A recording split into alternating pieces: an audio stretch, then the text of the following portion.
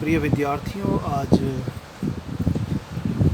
आधुनिक भारतीय इतिहास के जिस विषय को लेकर मैं आपके बीच में उपस्थित हुआ हूँ वो है भारत में ब्रिटिश उपनिवेशवाद, और जिसकी शुरुआत तमाम इतिहासकारों ने प्लासी के युद्ध से आरंभ की है। हाल ही में एक पुस्तक इतिहास के विद्यार्थियों के बीच में बड़ी चर्चित रही है और वह प्लासी से विभाजन तक, जो कि शेखर गंगोपाध्याय द्वारा लिखी हुई है। और उन्होंने बेहद ही सटीक शब्दों में और व्यापक शोध के बाद इस किताब का प्रकाशन किया और हाल के सभी शोधों को सम्मिलित करते हुए अपनी बात को आगे बढ़ाया है। तो मुझे लगता है आधुनिक भारतीय इतिहास में हाल ही में जितनी भी पुस्तकें प्रकाशित हुई हैं उसमें प्लासी से विभाजन तक एक बेहतरीन किताब रही है। जब हम आधुनिक भारतीय इतिहास की चर्चा करते हैं तो हम इसे दो कालखंडों में बांटते हैं, एक कंपनी राज और दूसरा ब्रिटिश साम्राज्य। तो भारत में ब्रिटिश ईस्ट इंडिया कंपनी के आने के बाद से लेकर 1857 तक का जो कालखंड है वो कंपनी शासन का कालखंड है, और इसमें एक ब्रिटिश ईस्ट इंडिया कंपनी ने भारत पर शासन किया और जिसका शासन ब्रिटेन की संसद में पारित एक चार्टर, जिसे 1858 का अधिनियम कहा जाता, उसके तहत उस ब्रिटिश इंडिया कंपनी के शासन का खात्मा किया गया। तो 1600 से लेकर 1857 तक के इस कालखंड को आप कंपनी शासन का नाम दे सकते हैं। और चूंकि 1858 में एक अधिनियम ब्रिटेन की संसद में पारित हुआ जिसे 1858 का अधिनियम कहा गया, और उसके तहत अब भारत पर ब्रिटिश ईस्ट इंडिया कंपनी के शासन के खात्मे की घोषणा कर दी गई और क्राउन का शासन स्थापित हुआ, यानी रानी विक्टोरिया का शासन स्थापित हुआ। तो 1858 से 1947 तक का जो ये दूसरा कालखंड है ये ब्रिटिश साम्राज्य के नाम से जाना जाता है, यानी क्राउन के शासन के नाम से जाना जाता है। तो यहाँ से हम राज शब्द को इस्तेमाल करते हैं, ब्रिटिश साम्राज्य जिसे हम कहते हैं। तो ये बिल्कुल स्पष्ट है कि कंपनी शासन है, दूसरा क्राउन का शासन है। हम जानने की कोशिश करते हैं कि कंपनी शासन और क्राउन के शासन के जो महत्वपूर्ण पड़ाव रहे हैं उन पर हम आज चर्चा करेंगे। भारत पर शुरुआती दौर में जब ब्रिटिश ईस्ट इंडिया कंपनी जब भारत के अंदर आई थी, उससे पहले के उपनिवेशवाद के दौर को हमें समझना बेहद ज़रूरी है यदि हम ब्रिटिश उपनिवेशवाद को समझना चाहते हैं लोग। और इसे समझने के लिए हमें 15वीं शताब्दी के उत्तरार्ध यानी मध्यवर्ती काल की तरफ देखना होगा। 1453 में एक युगांतरकारी घटना घटी थी, और वो घटना थी उस्मानी तुर्क, जिन्हें सेल्जुस तुर्क कहते हैं। उन्होंने 1453 में जो आधुनिक इस्तांबुल है, जिसे कॉन्स्टेंटिनोपल कहा जाता है, जिसे कुस्तुनतुनिया कहा जाता है, उसको ध्वस्त कर दिया। ये कुस्तुनतुनिया बहुत सारी गतिविधियों के लिए जाना जाता था, लेकिन जो सबसे महत्वपूर्ण गतिविधि थी कि ये ईसाई धर्म के विद्वानों की एक महत्वपूर्ण स्थली थी, और यहाँ पर ईसाई धर्म से संबंधित जो विद्वान थे वो धार्मिक चर्चाएं किया करते थे। लेकिन जैसे ही सेल्जुस तुर्कों ने बाइजेंटाइन साम्राज्य की राजधानी कॉन्स्टेंटिनोपल को ध्वस्त कर दिया, तो इससे विश्व पर दो तरीके के प्रभाव दृष्टिगोचर हुए। पहला प्रभाव जो हमें दिखाई देता है वो यूरोप के इतिहास के नज़रिए से बेहद महत्वपूर्ण है। और सेल्जुस तुर्कों ने जब बाइजेंटाइन साम्राज्य की राजधानी कॉन्स्टेंटिनोपल को ध्वस्त किया, तो इसका पहला परिणाम जो निकला, चूँकि मैं पहले ही बता चुका हूँ, इस्तांबुल यानी कुस्तुनतुनिया ये ईसाई धर्म के लोगों का एक पवित्र स्थल था। और जब सेल्जुस तुर्कों का बर्बर आक्रमण हुआ तो वहाँ से ईसाई विद्वान अपनी जान बचाकर प्राचीन यूनानी और रोमन साहित्य को लेकर इटली की राजधानी रोम में इकट्ठा हुए। और बहुत सारे यूरोपियन इतिहासकार इस घटना को पुनर्जागरण से जोड़ कर देखते हैं, चूँकि जिन पांडुलिपियों को लेके वे इटली की राजधानी रोम में इकट्ठा हुए थे, उस ग्रीक और रोमन साहित्य में एक विशिष्ट बात थी और वो विशिष्ट बात ये थी कि उस रोमन और ग्रीक साहित्य में जिस संसार में वो रहते थे उस संसार के प्रति रुचि दिखाई देती थी, जिसे बाद में मानववाद कहा गया, क्योंकि पेट्रार्के ने, फ्रांसिस्को पेट्रार्के ने बहुत सारी ग्रीक और रोमन पांडुलिपियों को एकत्रित करने का काम किया, उन्हें प्रकाशित करने का काम किया। एक प्रभाव तो 1453 की घटना का ये पड़ा। दूसरा प्रभाव जो एक महत्वपूर्ण पड़ाव है, जिसको ब्रिटिश उपनिवेशवाद से हम जोड़कर देखते हैं, दूसरा प्रभाव ये था कि यदि आप यूरोपीय व्यापार को देखें तो बहुत समय पहले से इटली के जो व्यापारी थे वो एशिया के साथ व्यापार करते आए हुए थे और वो भूमध्य सागर के रास्ते ये व्यापार किया करते थे और उसके लिए कॉन्स्टेंटिनोपल होकर आना ही पड़ता था। लेकिन अचानक सेल्जुस तुर्कों के इस आक्रमण ने एक संदेश यूरोप तक पहुंचा कि जो भी कॉन्स्टेंटिनोपल होकर गुजरेगा या तो उसको अपनी जान से हाथ धोना पड़ेगा या तो जो व्यापारिक सामग्री वो लेके जा रहे हैं उसको लूटने का अंदेशा उन्हें होगा या उसको लूट लिया जाएगा। और इस घटना ने व्यापारिक वर्ग के बीच में एक उहापोह की स्थिति पैदा की और इसी समय में जो आइबेरियन द्वीप के जो दो देश थे यानी पुर्तगाल और स्पेन, यहाँ के राजाओं ने एक महत्वपूर्ण निर्णय लिया। उन्होंने अपने नाविकों को खूब सारा पैसा दिया और उन्हें कहा कि जाओ और इस स्थल मार्ग के अलावा एक नए रास्ते को ईजाद करो जो रास्ता कॉन्स्टेंटिनोपल से होकर ना गुजरे। तो हम देखते हैं कि इस पूरी प्रक्रिया में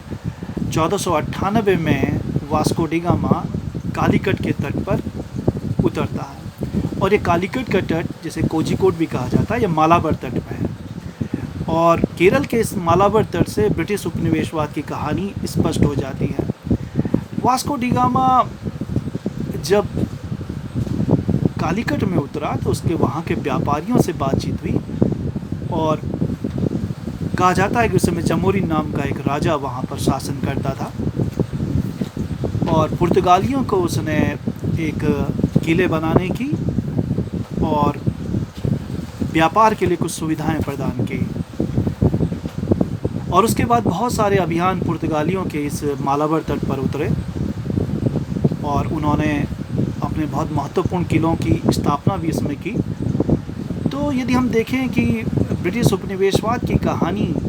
इन गरम मसालों के व्यापार पर एकाधिकार करने के निमित्त ही हुई थी। जब वास्को डी गामा इन गरम मसालों को अपने जहाज़ों में भरकर पुर्तगाल की राजधानी लिस्बन में लेके गया तो वहाँ बहुत सारे यूरोप के व्यापारी एकत्रित हुए जिन्होंने इन गरम मसालों को ख़रीदा।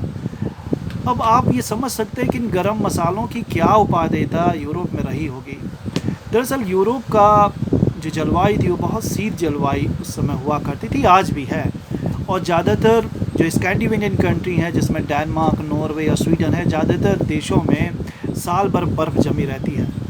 और इतनी शीत जलवायु में सरवाइव करने के लिए एक तो मदिरा और मांस का जो प्रयोग है वहाँ पर बहुत ज़्यादा किया जाता है और मांस को लंबे समय तक प्रिजर्व करने के लिए मसालों की ज़रूरत पड़ती थी जिसमें काली मिर्च का बड़ा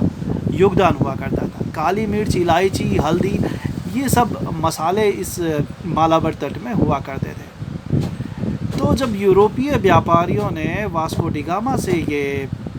मसाले, उस समय जो व्यापार होता था वो सोने और चांदी में हुआ करता था जिसे बुलियन कहते हैं, जो वाणिज्यवाद की एक मुख्य विशेषता है। तो इस घटना के बाद यूरोप के जितने उपनिवेशवादी शक्तियाँ थी वो भी इस गरम मसालों के व्यापार के लिए लालायित दिखने लगे और आप देखते हैं कि उसके बाद डच इसी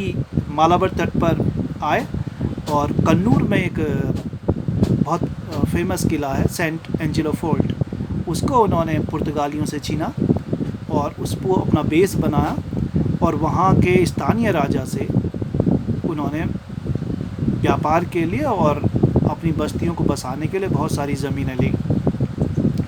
और इस तरह से हम देखते हैं कि यूरोपीय शक्तियों का भारत में आगमन बदस्तूर जारी रहा। उसके बाद ब्रिटिश आए, उसके बाद फ्रेंच आए, लेकिन इन सारी शक्तियों में जो एक शक्ति थी वो लंबे समय तक टिक पाने में इसलिए सक्षम हुई क्योंकि उनका नौसैनिक बेड़ा बहुत मजबूत था, वो ब्रिटिशर्स थे। उन्होंने लगभग सारी यूरोपीय शक्तियों को इस देश से खदेड़ दिया। अब वो एकमात्र यूरोपीय शक्ति बचे जो भारत में गरम मसालों के व्यापार करने के जो एक ही अधिकारी बचे हुए थे। ब्रिटिश ईस्ट इंडिया कंपनी शुरुआत में जब इन गरम मसालों का व्यापार करती थी तो वो भारतीय व्यापारियों को सोने और चांदी में कीमत अदा किया करती थी। उनके दिमाग में एक शरारत आई, उनको लगा कि इन गरम मसालों के व्यापार के लिए हमें बहुत सारा बुलियन यानी सोना चांदी खर्च करना पड़ रहा है, क्यों ना हम इनके प्राकृतिक संसाधनों पे ही कब्जा कर लें। और धीरे धीरे उन्होंने यहाँ के राज्य की राजनीति में भाग लेना शुरू कर दिया और वो लगातार कोशिश में थे कि कहीं उन्हें हस्तक्षेप करने का मौका मिले। और उनकी इस कोशिश को उन्होंने अमली जामा पहनाया 1757 के प्लासी के युद्ध में। लेकिन इस युद्ध को करने से पहले कूटनीतिक तौर पर उन्होंने राजा को पहले ही बहुत कमज़ोर कर दिया, जब जगत सेठ जैसे बैंकर्स को और दुर्लभ राय जैसे राजा को और सिराजुद्दौला के एक बहुत ही लालची और महत्वाकांक्षी सेनापति को उन्होंने अपनी ओर मिला लिया, जिसका नाम मीर जाफ़र था। उसको बहुत सारा लालच उन्होंने दिया और उन्होंने कहा कि यदि इस युद्ध में हमारी विजय होती है तो हम आपको अगला नवाब बनाएंगे, जो उन्होंने किया भी। तो 1757 वो पहला पड़ाव है ब्रिटिश उपनिवेशवाद का, जहाँ पर बंगाल जैसा बड़ा प्रांत अंग्रेज़ों को हासिल हुआ। प्यारे विद्यार्थियों, आप जानते हैं कि शुरुआती दौर में जब 1885 में बाद के दौर में भारतीय राष्ट्रीय कांग्रेस की स्थापना होती है, तो उस समय भी जो ज़्यादातर प्रतिनिधि थे वो इसी बंगाल प्रांत से आते थे। बंगाल प्रांत से ही उस समय के तमाम पत्रकार, उस समय के तमाम वकील, चाहे सुरेंद्रनाथ बैनर्जी हों, रास बिहारी बोस हों, सुभाष चंद्र बोस हों, जैसे बहुत सारे बुद्धिजीवी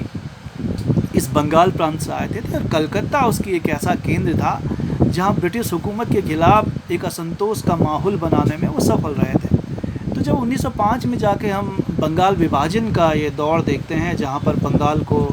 विभाजित कर दिया गया और जो आज का जो बांग्लादेश है वो उसका महत्वपूर्ण केंद्र बनकर उभरा, और जो स्थान कलकत्ता का हुआ करता था वो ढाका में शिफ्ट हो गया। और ये कहीं ना कहीं बंगाली बुद्धिजीवियों को एकाकीपन में एक अलग थलग करने की एक ब्रिटिश साजिश के रूप में हम इसे देख सकते हैं। तो जब हम प्लासी के युद्ध के बाद हम दूसरे युद्ध यानी बक्सर के युद्ध को देखते हैं, तो वहाँ भी हम देखते हैं कि मीर कासिम ने जो एक अलायंस बनाया था वो उस अलायंस को बनाने में निसफल रहा और उसको भी पराजय का मुंह देखना पड़ा।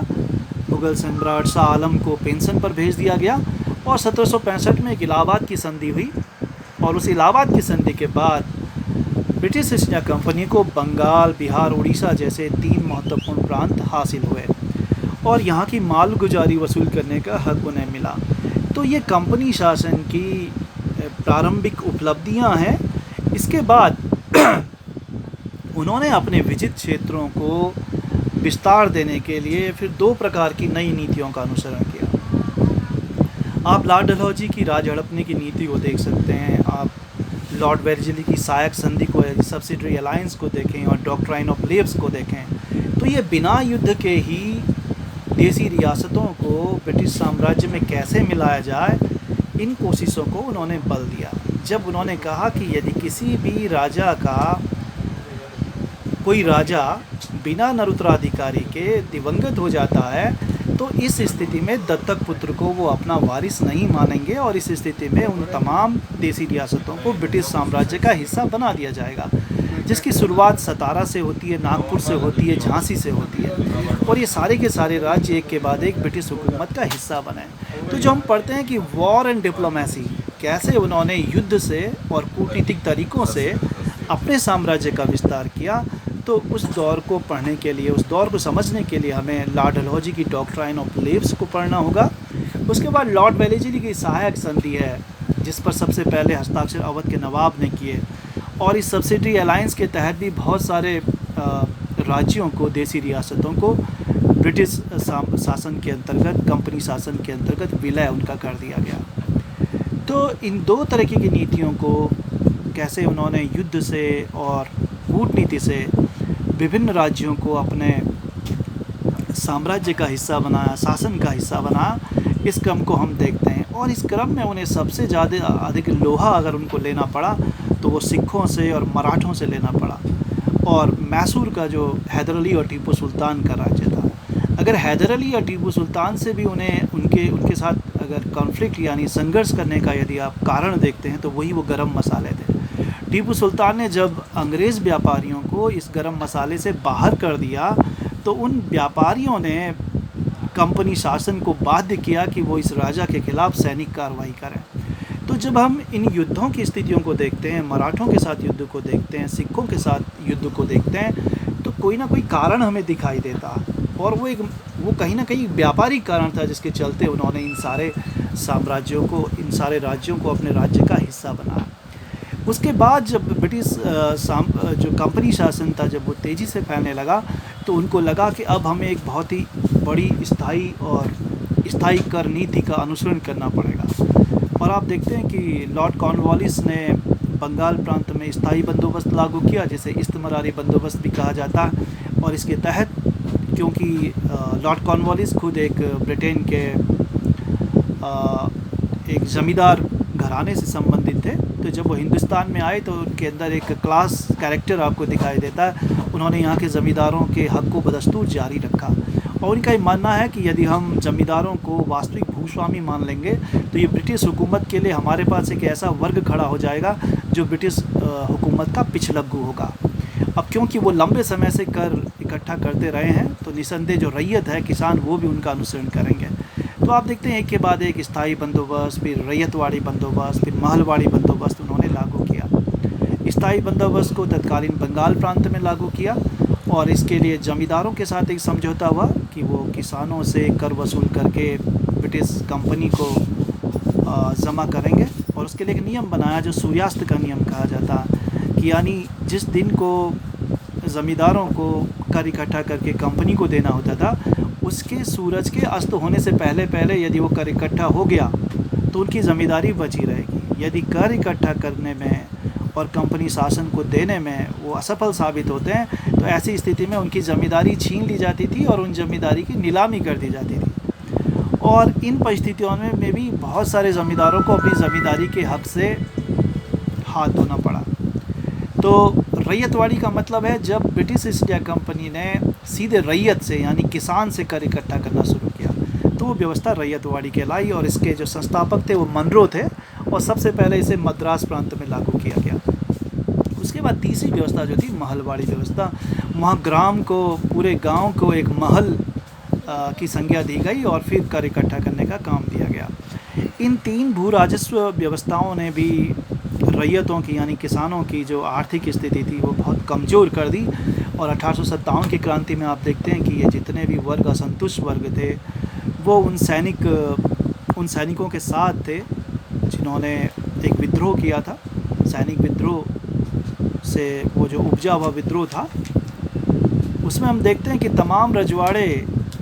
चाहे वो डॉक्ट्राइन लेब्स के तहत, लॉर्ड डलहौजी की राज हड़प नीति की नीति के तहत जिन ज़मींदारों ने अपने रजवाड़े खो दिए थे, देसी रियासतें जिनकी विलीन कर दी गई थी, उनको लगा कि ये मौका है अपने राज्यों को दोबारा हासिल करने के लिए, और वो उस भीड़ का हिस्सा बन गए। उन्होंने वहाँ उस भीड़ को अपना नेतृत्व प्रदान किया, जो हाल के सोच से तमाम इतिहासकारों ने जो निर्णय निकाले हैं। तो ये ब्रिटिश शासन की शुरुआती दौर की कहानियों को हम देख सकते हैं। 1857 में एक स्वतंत्रता संग्राम होता है जिसे विप्लव, विद्रोह या सैनिक विद्रोह लोगों ने इसको संज्ञा दी है। और शुरुआती दौर में वो सैनिक विद्रोह से उसकी शुरुआत होती है कि कहा जाता है कि एक रेजिमेंट में एक नई तरीके की राइफ़ल आई थी, और उस राइफ़ल में कारतूस भरने से पहले उस तुफगे को दांत से छीलना पड़ता था। और सैनिकों में इस बात की अफवाह थी कि वो तुफगा या तो सूअर की चर्बी का बना है या गाय की चर्बी का बना है। तो सीधे सीधे एक संदेश वहाँ के सैनिकों में फैला कि जो हिंदू और मुसलमान हैं उनकी धार्मिक भावनाओं को भड़काने का काम किया गया है, और कहीं ना कहीं उन्हें ईसाई बनाने की ये ब्रिटिश ईस्ट इंडिया कंपनी की साजिश है। और आप देखते हैं उसी क्रम में मेरठ में मंगल पांडे अपने सार्जेंट को गोली से मार देते हैं, और धीरे धीरे असंतोष तमाम रेजिमेंटों में फैल जाता है। लेकिन इस असंतोष का भले ही तात्कालिक कारण वो नई एनफील्ड राइफ़ल में कारतूस का मामला रहा हो, लेकिन असंतोष पहले से ही व्याप्त था। किस मायने में था एक जो हिंदुस्तानी सैनिक होता था वो एक निश्चित प्रमोशन से ऊपर उसका प्रमोशन नहीं हो पाता था, जबकि एक जो श्वेत सैनिक होता था यानी अंग्रेज़ सैनिक होता था उसके प्रमोशन पे प्रमोशन होते चले जाते थे। उनके वेतन में भी बहुत बड़ा अंतर आपको दिखाई देता है। तो जो भेदभाव था सैनिकों का वो कहीं न कहीं उस समय प्रस्फुटित हो गया, फूट पड़ा और आप देखते हैं कि तमाम सैनिक रेजिमेंटों में विद्रोह हुआ और जो सैनिक थे वो दिल्ली की तरफ बढ़ते चले गए। उन्होंने बहादुर शाह जफ़र को कैद करने की कोशिश की, उनको मजबूर किया कि वो उनका नेतृत्व हासिल कर लें और ये मौका पाकर तमाम रजवाड़े वाले जो अपने रियासतों को खो चुके थे उन्हें मौका मिल गया कि वो अंग्रेज़ों से अपनी रियासतों को वापस ले सकें और उन्होंने इस भीड़ का फ़ायदा उठाया, इनको अपने पीछे कर लिया और अंग्रेज़ों के खिलाफ़ राष्ट्रीयता का नारा दिया। लेकिन उनकी दरअसल कोशिश ये थी कि वो कैसे अपने रजवाड़ों को हासिल कर सकें। और 1857 की क्रांति पे इरफ़ान हबीब ने अभी एक बेहतरीन एक शोध पत्र लिखा है। उनका ये मानना था कि औद्योगिक क्रांति के पैर पसारने के बाद जो भारी भरकम मशीनें हिंदुस्तान के अंदर आई, जिन्होंने हस्तकरघा उद्योग को बिल्कुल पैदल कर दिया था, रंगसाजी में जो काम करने वाले थे, हस्तनिर्मित जो काम होते थे, वो सारे लोग बेरोज़गार हो गए। उन बेरोज़गारों की एक लंबी बड़ी संख्या इस विद्रोह में शामिल हुई, जिन्होंने औद्योगिक क्रांति के बाद जो लोग बेरोज़गार हुए थे। तो कहने का मतलब ये है कि 1857 की क्रांति के पीछे भी बहुत सारे कारण मौजूद हैं और जो जब हम इतिहास